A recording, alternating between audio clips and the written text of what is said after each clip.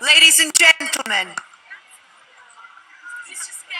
Leicester Square, he's fast becoming one of Britain's youngest national treasures. He's a CB and an Oscar nominee. Go wild for the Black Mask co-star. It's the wonderful Benedict Cumberbatch.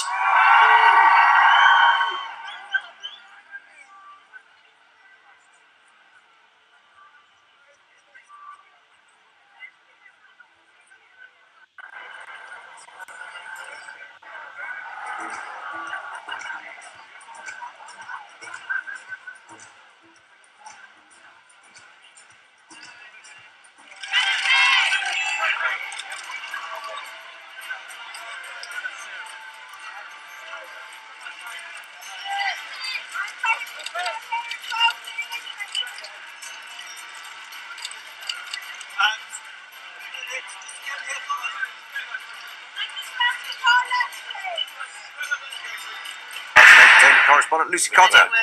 Exploding brains. Hello, Lucy. Yes, and I'm delighted to say I am with one of the stars of this film, Benedict Cumberbatch. Benedict, lovely Hello. to see you. Lovely to see you too. Now, your co-star Johnny Depp, he's already here. He plays a gangster in Boston. Yes. To give people a bit of background, do you play his brother, who's a politician? Some people might say it's quite an interesting choice of film for you. Why were you drawn to it? All sorts of reasons. I mean, it's always a privilege when you're asked to play in another cultural country sandpit as an actor, and I don't take that responsibility lightly either. So there was a lot of work to be done on getting the accent right.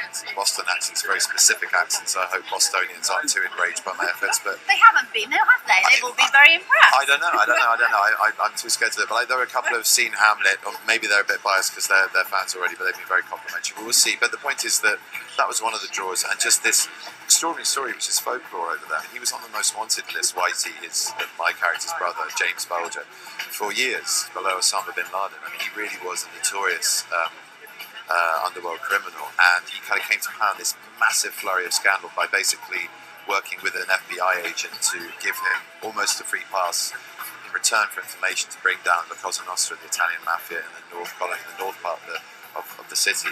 So he went from a small time gangster into being kind of King Lynchman on the East Coast, gun running, Joe Kyle to the IRA, just huge money and a massive sort of empire. And I was thrilled by the story, the cast, the role, and the director. I mean, Scott's work is sublime, and he's worked with the most amazing actors, so I knew the process would be fun and challenging, and I learnt a lot. That's just all you can ever hope for. Johnny Depp, there has been a lot of buzz around his performance. He undergoes quite a transformation. He looks pretty grotesque. Yeah. I mean, do you agree? I mean, it's quite it's an impressive. It's a fantastically impressive performance, and I think there's a huge heart and soul and intellect behind all the extraordinary surface prosthetics and contact lenses and all the kind of outside-in stuff, but the in is completely there. There's this man in this world which he's so dangerous when you're watching him. It just switches like a blade between humour and sort of 100-mile-an-hour violence, and he's very principled at one moment, very moralistic, very sort of just kind of guided by some kind of reasoning, and then it just goes. And to be able to play that with that much ease, it's more than makeup. He's a really fine actor. This is one of his best performances, I think. You're a hugely busy man at the moment. You've got a night off from Hamlet. We're expecting Sherlock quite soon. Yes. You've just had a baby. Yes. We would always ask new mums this. I mean, Yes. how do you juggle it all? We have to ask a new dad. I mean, are you getting any sleep? You look quite well rested. I'm okay, yeah. He's doing great, and Sophie's being amazing, and it's just it all. I mean, as any new parent knows, it hits you like a truck, but it also then ignites and kicks off something in you which you didn't know you had, that kind of reserve of energy, and God, does it focus you. It makes you gain perspective at the blink of an eye. So I'd say it gives you a massive amount for your work. It's not like, how do you do that as well? And that becomes everything. The work is now just something else I can sort of do. That is everything. A single to support the refugees, the refugee crisis. Much so, yes. Do you think enough is being done? Do you think the government is now doing enough? No, I don't, and I'm quite happy to say that. I mean, I'd like to very much sit down with Theresa May and get a full understanding of how her political economical model works, of structuring an argument that there is virtually a zero degree of financial benefit from an immigration population. Immigrant population. I'm thrilled to be joined. This is not the place to talk about it, but just I think we do need to do a lot more. And we have to be careful. We have to do it in the right way, and maybe that's what the government would argue they're doing. But there's just a huge crisis, and not enough is being done about what is happening now. Yes, we need long-term solutions. Yes, it's a good idea to get people out of camps so they don't make the perilous journey. Yes, it's a good idea to actually have a specific, what's the word, I suppose, solution for them once they arrive here. But in the meantime, 5,000 people a day are arriving on the island of Lesbos, and there's nothing on the shorelines but abandoned life jackets, and there are boats as far as you can see on the horizon day and night, and it's happening. So to say 20,000 over 5 years, when 5,000 arrive in one day on one island, we've all got to wake up. I mean, as a European community, we've got to wake up to this being, sadly, this is the currency of life now. There are over, the UN estimates 16 million people in transit fleeing from their homes around the world, and 11 million of those are Syrians. So it's a very real problem, and I don't think we are doing enough.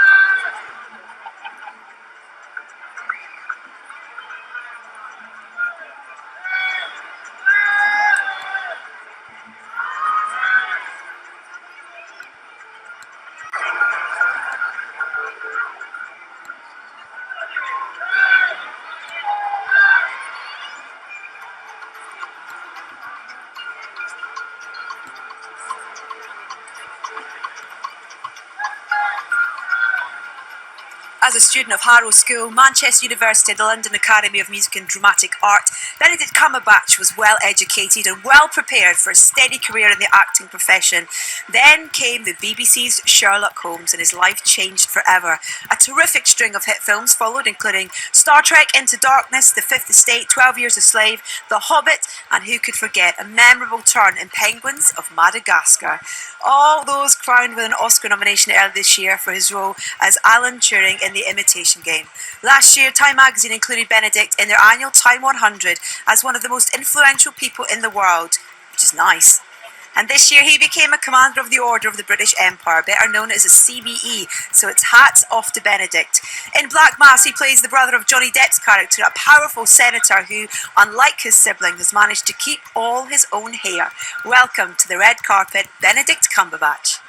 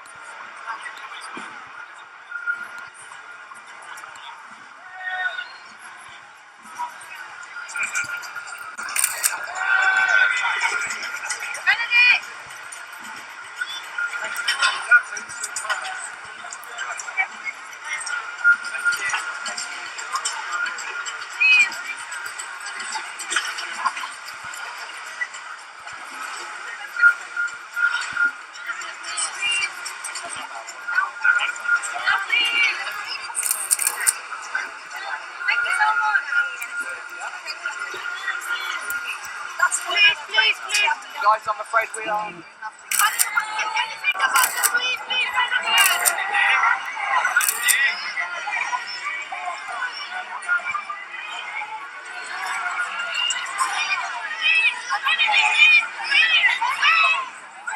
how are you? Nice to see you. How are you? Yeah, very well. How are you? Yeah, I'm good. Right, yeah. cool. I came to see Hamlet a couple weeks ago. Enjoy it. Phenomenal.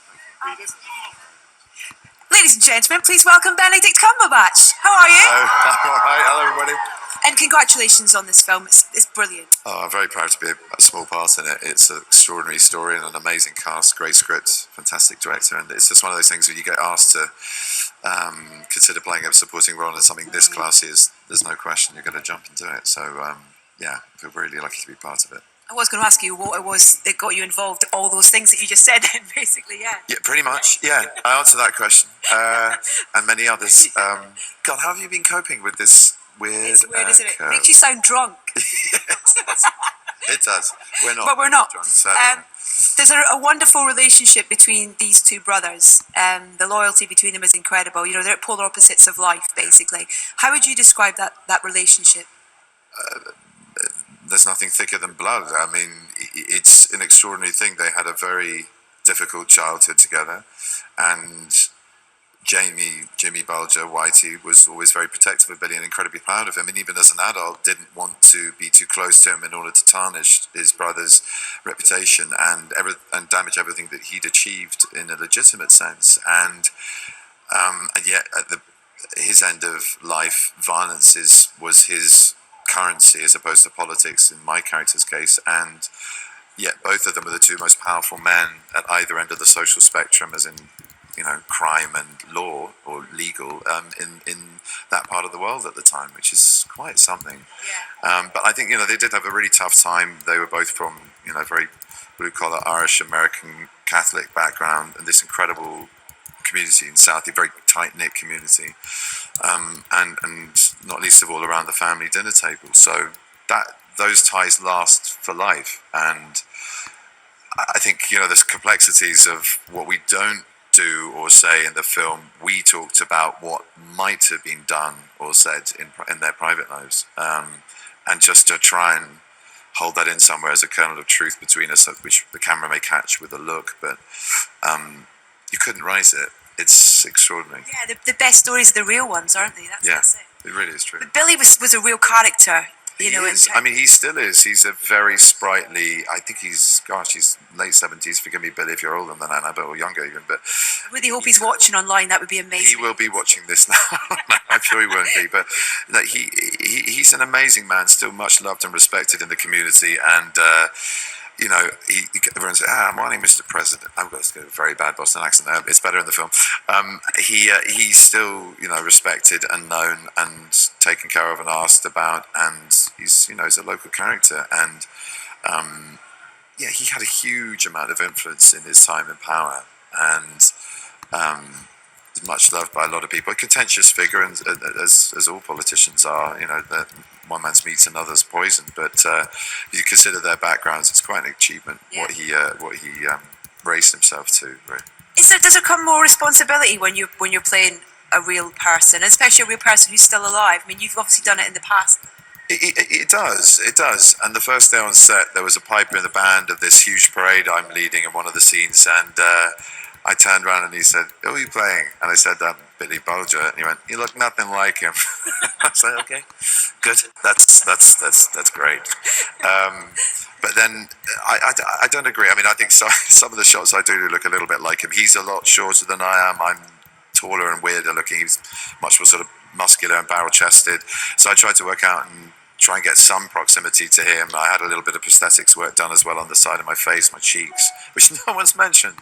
They just Johnny did. Johnny mentioned it. Johnny. I mean, no one who's seen the film, so they probably just think, he's been eating the hotel burgers. You know. Chipmunk. Yeah, my wisdom teeth out.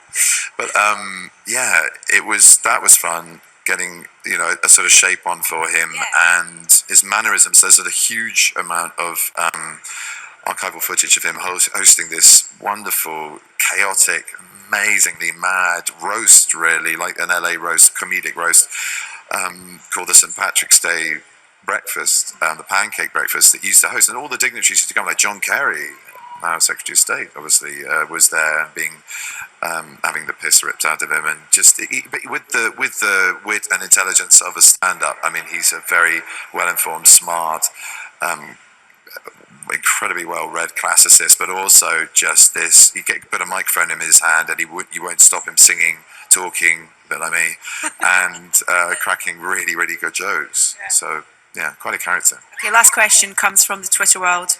Sherlock FBNL. You won't be surprised by that. You're cast as a smart person.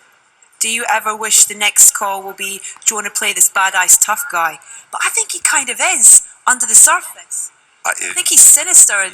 There's something very strong about him. He's got a steel core, no matter, like I said, the currency is politics rather than violence, but he's a strong man. And he came from a very difficult, at times dangerous upbringing.